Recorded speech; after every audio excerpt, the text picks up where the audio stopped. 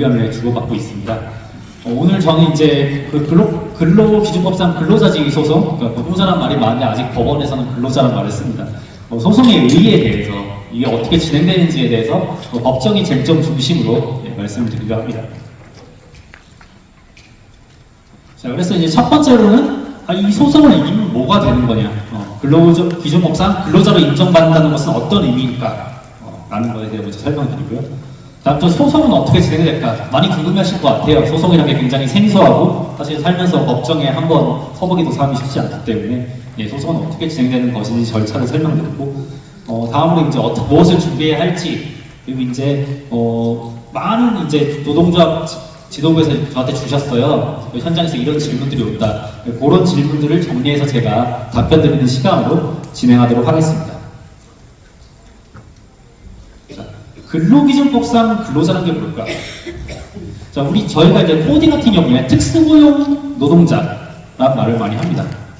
특수고용 노동자는 뭐냐면 쉽게 말해서 근로계약이 아닌 다른 형태, 미스탁계약, 이임계약, 택배 같은 경우에 배송계약으로 업무를 수행하는 노동자를 총칭하는 말입니다. 근데 왜 특수야? 똑같은 계약 아니야? 그런데 핵심은 근로계약을 체결하지 않은 노동자가 특수고용 노동자입니다. 그래서 일반 민법법리가 적용되게 돼요. 근로기준법에 적용을 받지 않습니다.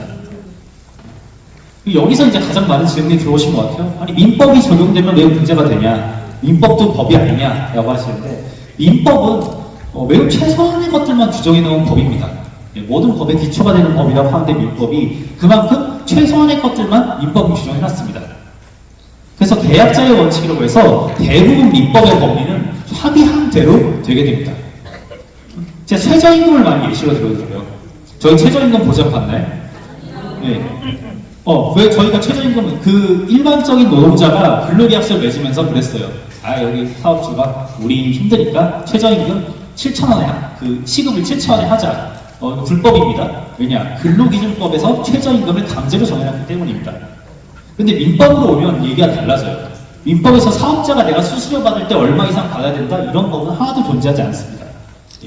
그래서 다시 말해 민법이 적용되게 되니까 저희가 근로기준법을 적용받는 근로자랑 달리 최소한의 기준이나 보호장치가 존재하지 않게 됩니다. 그래서 근로기준법이 적용되지 않는 사각지대에 놓인 이 노동자들이 바로 특수고용 노동자입니다.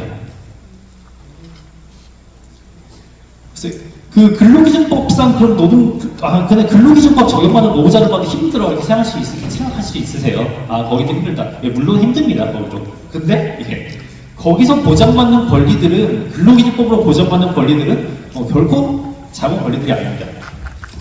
근로기준법은 최소한의 안정장치를 제공하는 아주 중요한 법입니다.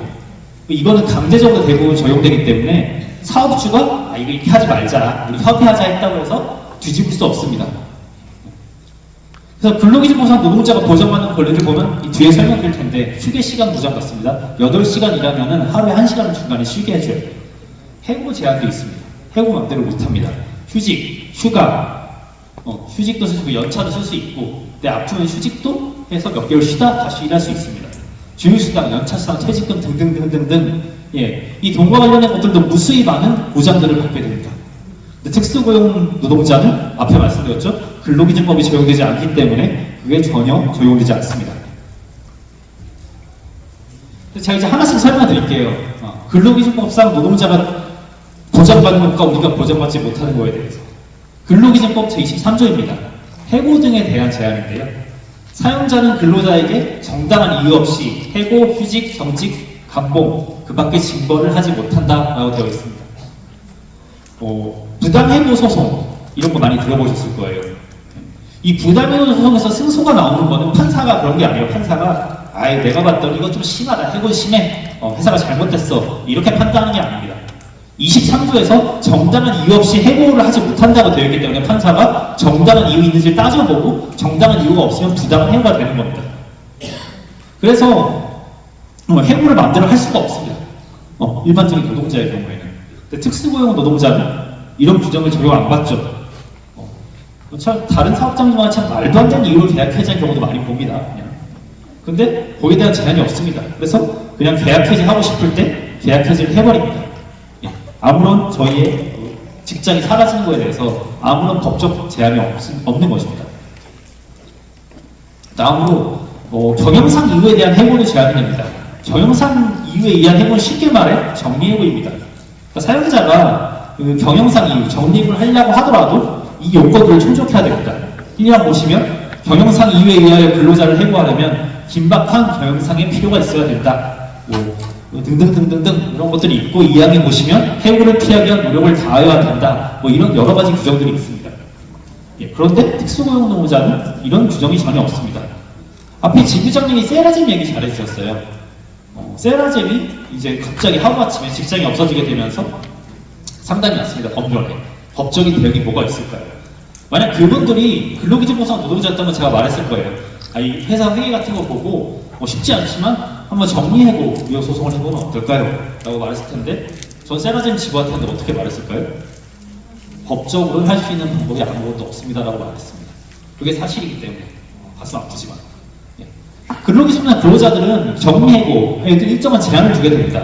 그래서 세라젬이 만약 근로기준법상 근로자였다면 그렇게 막 하지 못해요. 이것도 따져보고 저것도 따져보고 다 해서 소송도 당할 수 있는데 특수고용 노무자 같은 경우는 그런 아무런 제한 규정 없습니다.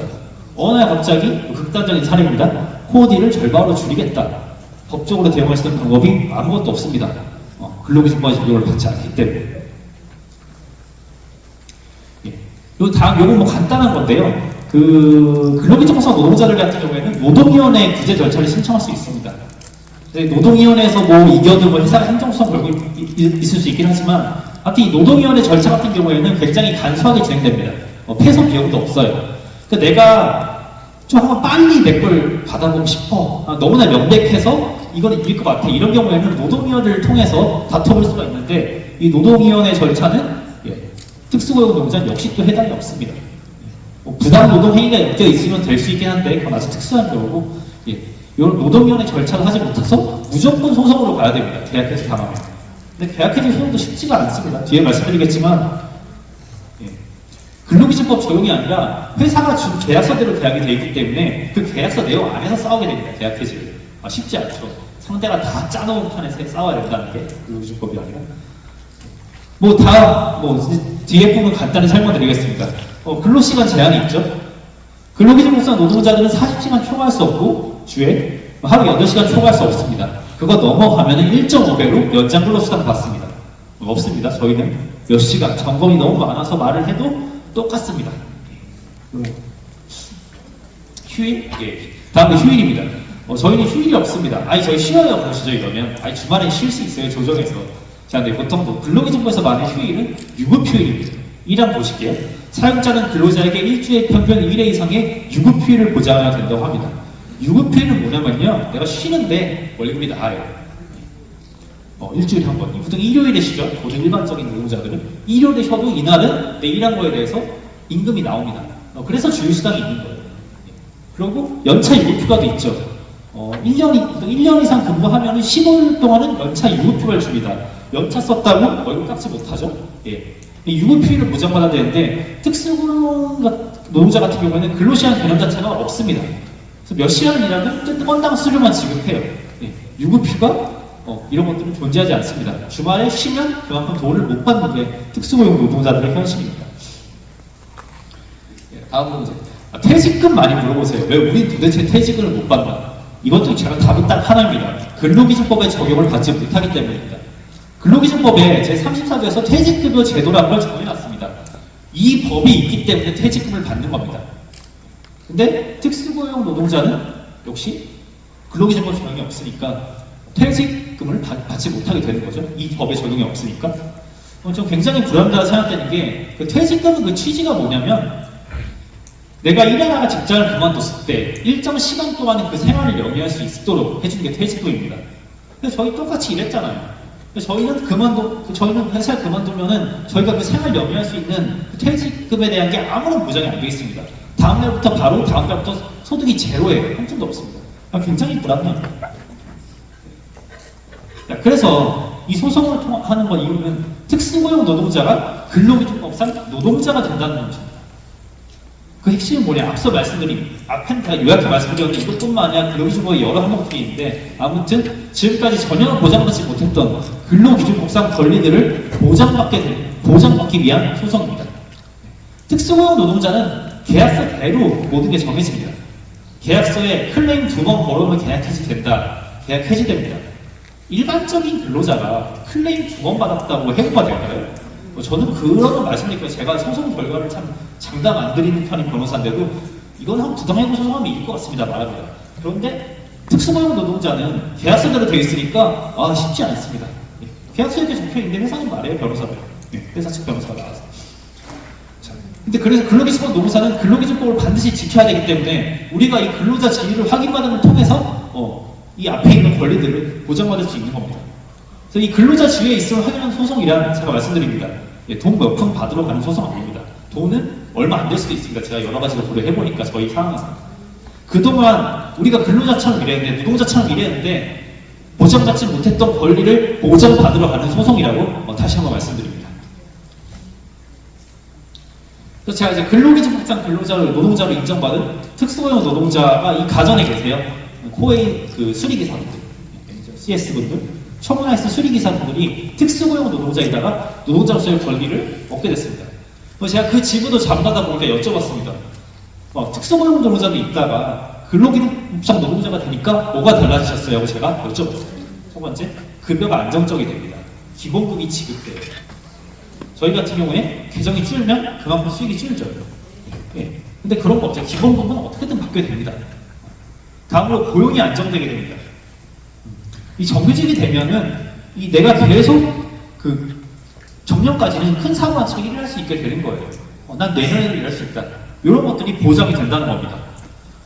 코데이 같은 분들은 원래 1개월 계약이었더라고요. 1개월. 이번에 단체가로 노동자가 있어서 1년으로 바꿨는데 저는 이렇게 말합니다. 1년이 솔직히 완벽하게 보장된 1년인가요? 1년 계약인데 한 3개월 남겨놓고 계정을 다 빼버렸어요. 소득은 제로죠. 사실상 계약 해지죠. 하다못해 그 비정규직 근로자로 월급을 깎지 못합니다. 마음에 안 들어. 일을 안 줄게 해도 1년 동안 그 정해진 임금을 줘야 돼요. 일을 적게 해도. 근데 저희는 이게 마음에 안 들어. 계정 뺄게 하면 그만큼 소득 줄고 소득 못 받고 이렇게 되는데 고용이 안정되니까 급여도 더 안정되게 됐다고 말씀합니다. 다음으로 근로시간이 있습니다. 9to6가 되는 거죠. 이거 많이 막 물어보세요. 난 9to6가 아니라 10to7을 원하는데 그런 건 다 조정이 가능합니다.